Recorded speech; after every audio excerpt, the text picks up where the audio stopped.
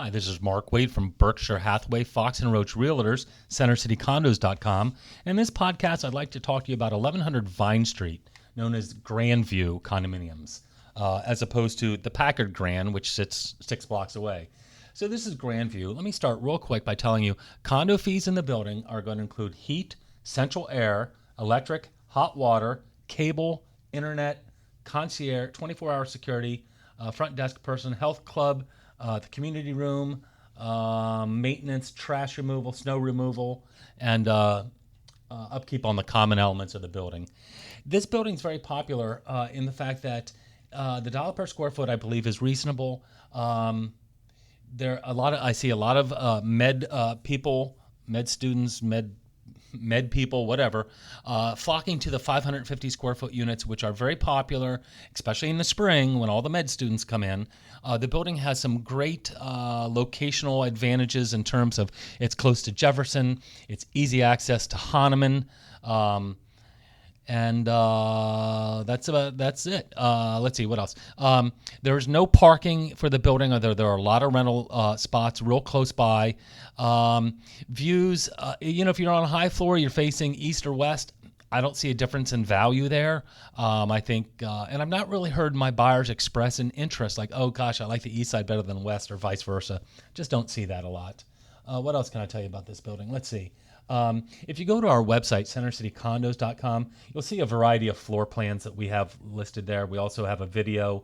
I think it's a nice building in the fact that you get a lot for your money in terms of dollar per square foot in a doorman building. And that's really a priority for some of these small units around Center City. In this building, of course, they're in light of many of the buildings in town that offer smaller size, 550 square foot units. They appeal to med students, and the reason why is because of Susie and Donnie, who have a kid, a girl, a daughter or son, coming to Philadelphia.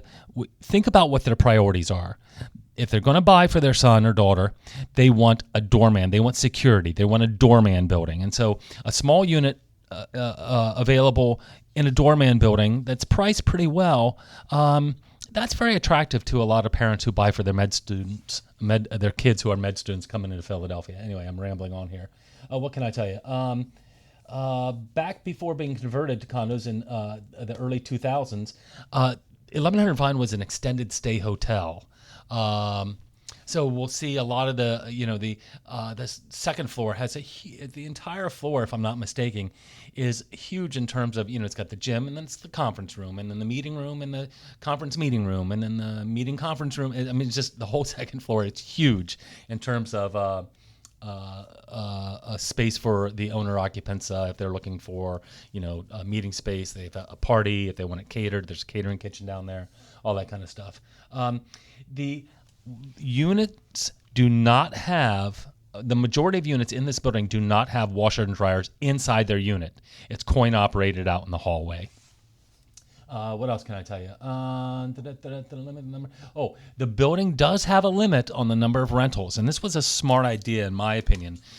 So instead of the building turning into a glorified rental buildings, which some buildings in town have, the 1100 Vine was one of the first to implement restrictions on renting. So there's a certain amount of rentals that can happen in the building, and I don't know how they exactly work it, but generally speaking, you have to go on a list. If you own in there, you want to rent out, you have to go on a list. When a unit sells that's been rented out, let's say it sells to an owner occupant, that one's off the list, the next person goes on that can rent their unit out. So good restrictions. I think the building's very well managed. I find the front desk staff to be helpful every time I go in, and that's about it. It's right across the street from a police station too, and that's a little precinct. That's not bad. That's not bad at all. I feel very comfortable. I mean, I would feel very comfortable if I lived there, being able to walk out my door and seeing right across the street, 50 feet away, there's a police precinct that the policemen are always going in and out of. So anyway, Mark Wade, CenterCityCondos.com, Berkshire Hathaway, Fox and Roach Realtors. Questions, comments, or concerns, pick up the telephone, push the buttons on the front of it, 215-521-1523. Thank you.